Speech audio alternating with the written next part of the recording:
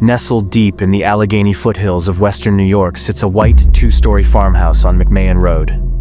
It looks ordinary at first glance, a weathered structure with peeling paint, creaking floorboards, and an eerily quiet charm. But those who know its history call it something else.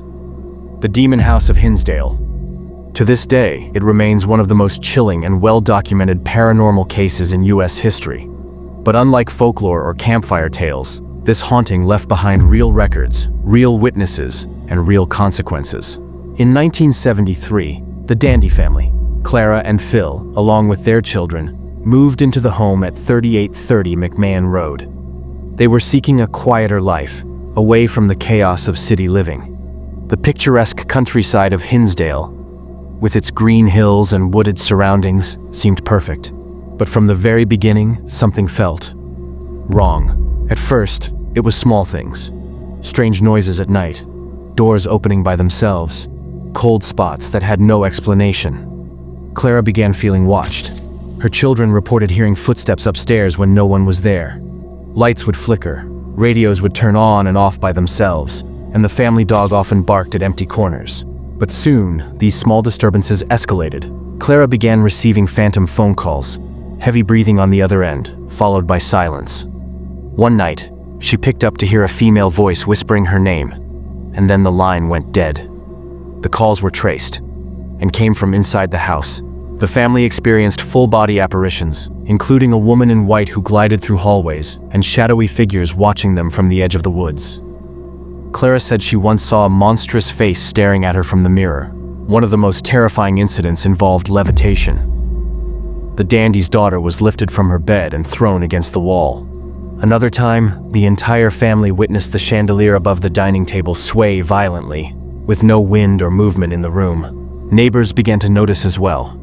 Locals claimed that the house sat on cursed land, a place of Native American unrest, possible unsolved murders, and even witchcraft rituals from decades past. But the breaking point came in the summer of 1973. One night, Clara woke to find a dark hooded figure standing at the foot of her bed. It didn't speak. It didn't move. But as she tried to scream, she found herself paralyzed, unable to breathe or cry out. She later described the experience as feeling death hover inches above my chest. When the figure disappeared, she ran to her daughter's room, only to find the girl unconscious on the floor, her bed flipped upside down. The family had reached their limit. Out of desperation, Clara reached out to local clergy. Father Alphonsus Trabold from St. Bonaventure University was the first to visit. The priest reported sensing a powerful negative force and advised a full-scale exorcism. He later called in Ed and Lorraine Warren, the famous paranormal investigators known for the Amityville and Perron family cases. The Warrens visited the house later in 1973. Their findings were shocking. According to Lorraine, the energy in the home wasn't just haunted, it was infested with malevolent entities. Lorraine claimed to see a dark mass of hatred hovering over the upstairs hallway. She told Clara directly, "This is not just a ghost, it's something far older and far worse." The team conducted a formal exorcism, not once, but twice, but both failed. During one session, a crucifix on the wall reportedly snapped in half, and recording equipment malfunctioned repeatedly. The priest involved, Father Trabold, later wrote in his notes, "I believe this house contains a non-human spirit. Whatever resides here is not bound by the walls. It is territorial, predatory, and defiant." Eventually, the Dandy family abandoned the house. They left behind furniture, belongings, and all intentions of returning.